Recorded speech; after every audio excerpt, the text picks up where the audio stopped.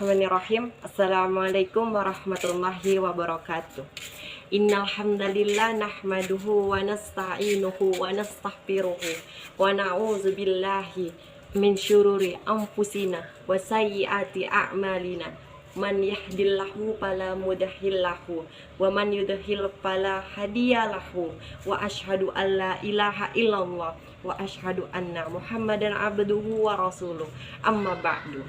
Sahabat yang beriman, pada kesempatan kali ini saya akan membahas sebuah hadis yang sangat masyhur di kalangan ulama, yaitu hadis Arba'in An-Nawawi yang pertama, yang dimana hadis ini menekankan tentang fondasi niat yang kita punya, yang timbul dalam diri kita, yang akan kita jadikan sebagai acuan perbuatan kita. Hadis ini juga menjelaskan tentang setiap perbuatan yang kita lakukan timbul dari niat yang kita punya. Dan hadis ini juga menjelaskan bahwa setiap orang akan dibalas berdasarkan apa yang ia niatkan. Yang dimana hadis ini berbunyi, Bismillahirrahmanirrahim, An Amiril Mu'minin Abi Hafsin Umar bin Al-Khattab radhiyallahu anhu qol, Sami'tu Rasulullah sallallahu alaihi wasallam yaqul, innamal a'malu binniyati wa innamal likulli imrin ma nawa.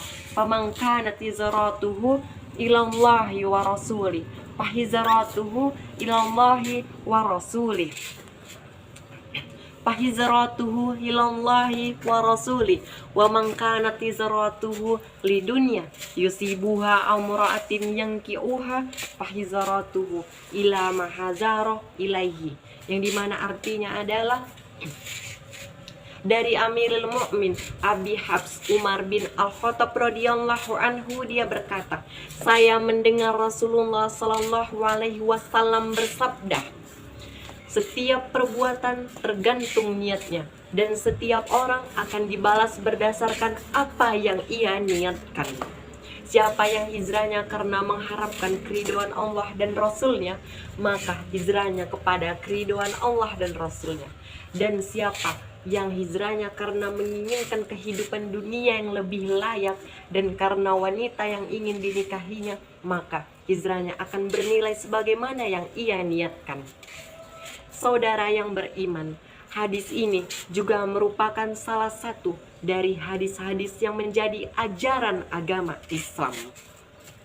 Dalam hadis tentang niat ini, Imam Asy-Syafi'i berkata dan Imam Ahmad bahwa hadis ini mencakup sepertiga ajaran agama Islam. Kenapa? Karena perbuatan seorang hamba terdiri dari perbuatan hati, lisan, dan anggota badan, yang dimana niat adalah salah satu unsur yang termasuk ke dalam kategori 3 tersebut. Selanjutnya dikutip dari Imam Asy-Syafi'i. Imam Asy-Syafi'i berkata bahwa hadis ini mencakup 70 bab dalam ilmu fikih.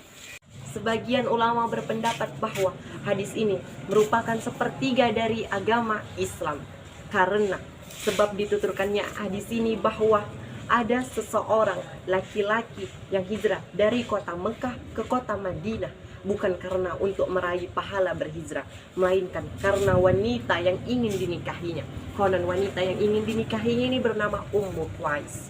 Lalu laki-laki yang mencintai Ummu Qais ini diberi gelar Muhajir Ummu Qais, atau orang yang berhijrah karena Ummu Qais. Niat merupakan syarat diterima atau tidaknya suatu amal ibadah. Maka dari itu kita harus meluruskan niat kita. Mau kita perbuat untuk apa? Kita menimbulkan niat ini mau kita bawa kemana? Seperti contohnya kita seorang mahasiswa, ketika kita pergi ke kampus, kita harus meniatkan apa tujuan kita datang ke kampus, untuk apa kita ke kampus. Kita harus meniatkan bahwa kita ke kampus untuk mencari ilmu, menuntut ilmu, bukan membuat kericuhan, kegaduhan, ataupun membuat onar. Kita harus bisa meluruskan niat kita ini untuk mencapai perbuatan yang sesuai dengan aturan dari agama Islam. Lalu niat ini letaknya di awal ibadah dan tepatnya di hati. Selanjutnya, setiap orang akan dibalas berdasarkan apa yang ia niatkan. Contoh, ada seorang muslim yang hijrah dari kota Mekah ke kota Madinah. Ia hijrah karena di kota Mekah ia tidak dapat mempertahankan agamanya. Lalu dia hijrah ke kota Madinah dengan tujuan, dengan niat untuk mempertahankan agama ini tadi. Maka ia akan mendapatkan balasan pahala sesuai dengan apa yang ia niatkan.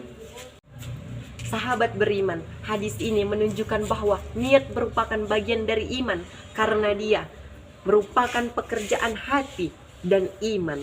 Menurut pemahaman ahli sunnah wal jamaah, membenarkan dalam hati, diucapkan dengan lisan, dan dikerjakan dengan perbuatan.